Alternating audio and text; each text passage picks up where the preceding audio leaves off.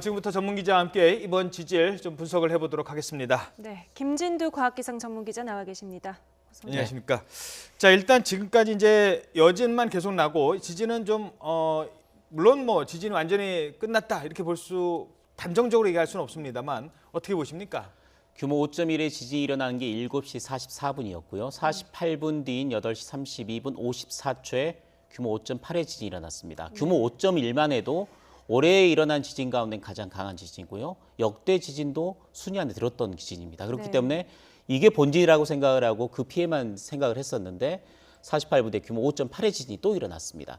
그런데 우리나라의 지진 역사상 규모 5.1, 5.8의 지진이 일어난 건 처음입니다. 예. 연속해서 규모 5 이상의 지진이 일어난 게 처음이고 또 규모 5.8이라면 국내에서 일어난 지진 가운데 한반도에서 일어난 지진 가운데 가장 강력한 지진입니다. 예. 따라서 또 이미 이제 8시 32분에 지진이 일어난 뒤에 2시간이 넘게 시간이 흘렀기 때문에 그 사이에는 규모 2에서 3 사이 여진만 계속 발생을 하고 있거든요. 예. 그렇다면 5.8이 본진이고 그 뒤에는 계속 여진으로 이어진다. 현재는 그럴 가능성이 굉장히 높고 앞으로 5.8보다 더 강력한 지진이 일어날 가능성은 점점 희박해지는 그런 수순으로 보여집니다. 예, 그러니까 처음에 우리 1차 지진 5.1의 지진이 났을 때 그 다음에 지진이 뭐 여진이냐라고 생각했는데 더 큰 지진이 났기 때문에 그러니까 1차 지진은 이제 전진이 되는 거고요. 네. 2차 지진이 본진이고 그 이후에 더 큰 지진이 발생하지 않았기 때문에 그 계속 뒤에 일어난 건 여진이군요. 여진이 되는 겁니다. 자, 그래서 지금 아직도 아까 전화 연결한 한 시청자께서는 지금도 지금 대피를 했는데 네.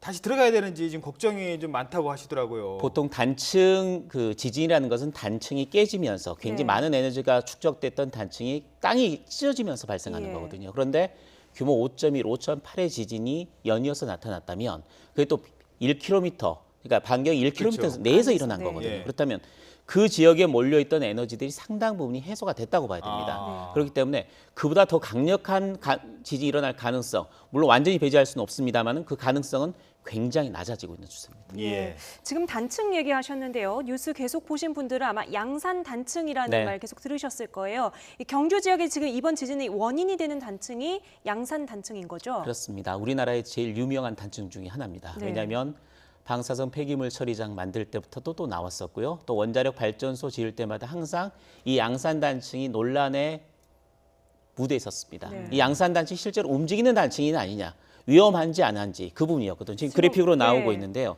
저 경주시 아래쪽에서부터 북동에서 남서쪽으로 길게 뻗어져 있는 단층입니다. 예.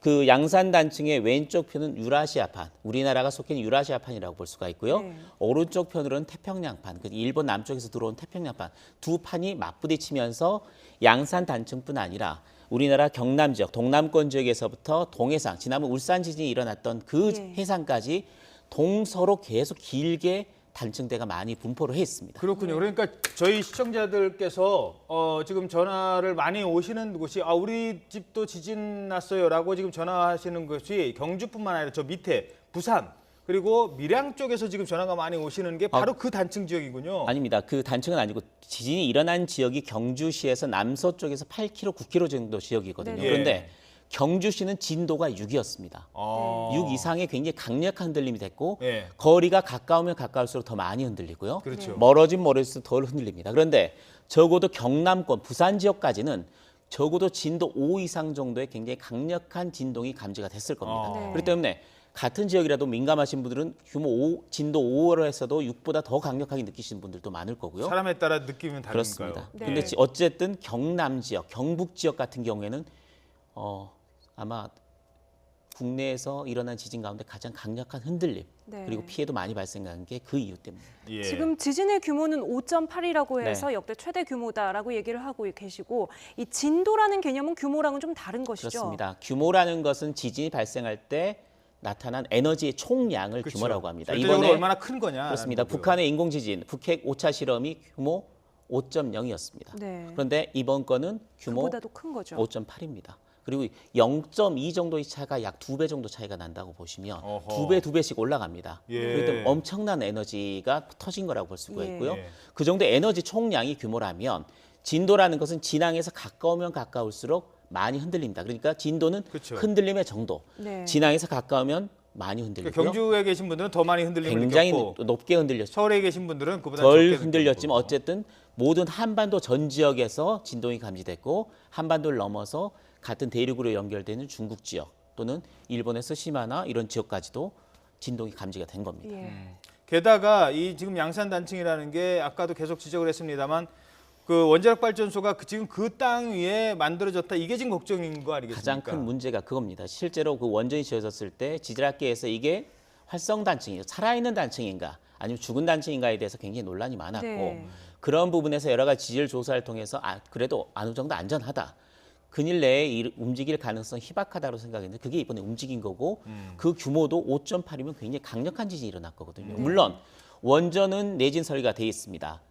좀 오래된 원전은 6.5 예. 그리고 최근에 지어진 지진 규모 7.0의 지진이 바로 아래에서 일어나도 견딜 수 있을 정도는 돼 있습니다. 하지만 규모 5.8의 지진이 이미 일어났고 안 일어날 거라고 생각한 지역에서 규모 5.8의 지진이 일어났기 때문에 그 이상의 지진은 일어날 가능성을 배제할 수가 없습니다. 네. 따라서 이 양산 단층, 특히 경남 지역이나 경북 지역의 분포에는 여러 가지 단층대에 대한 정밀 진단 앞으로 굉장히 중요한 과제가 됐습니다. 예. 자 그리고 지진이 났을 때 피해를 당하는 거 지금 피해를 당한 뭐 마트 사진이 나오고 있습니다만 건물에 뭐 저런 물건들이 위험한 물건이 많이 있기 때문에 저런 거는 뭐 진열대기 때문에 살짝만 흔들려도 저 피해를 당하지 않습니까? 문제는 내진 설계가 잘 돼 있다면 뭐 진도가 아무리 커도 어느 정도 그 피해를 막을 수 있는데 내진 설계가 잘 안 돼 있다면 이 부분은 상당히 우리에게 특히 경주 지역은 뭐 불국사도 있고요, 첨성대도 있고 뭐 지금 문화재가 석굴암도 많은 있고 문화재가 곳이죠. 많은 곳이거든요. 과연 그곳이 내진 설계도 잘 돼 있고 안전한가? 이건 좀 따져봐야 될 것 같아요.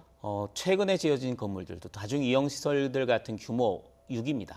내진 설계 기준이. 예. 하지만 그 이전에 지어진 1980년대에 지어진 건물이나 또는 우리 유적들 같은 경우 또 문화재 같은 경우에는 내진 설계가 완벽하게 돼 있다고 볼 수가 없습니다. 그렇죠. 그래도 이번이 규모 5.8 최강 지진이긴 했지만 진도 6으로 기존에 나타난 것 중에 가장 강한 지진이긴 하지만 규모 6부터 피해가 나타나기 시작합니다. 예. 규모 7, 규모 8이 나타나기 시작한다면 네. 더 큰 피해가 나타날 가능성 배제할 수 없습니다. 알겠습니다. 지금까지 김진우 기자와 함께 이번 지진의 성격에 대해서 살펴봤습니다. 고맙습니다.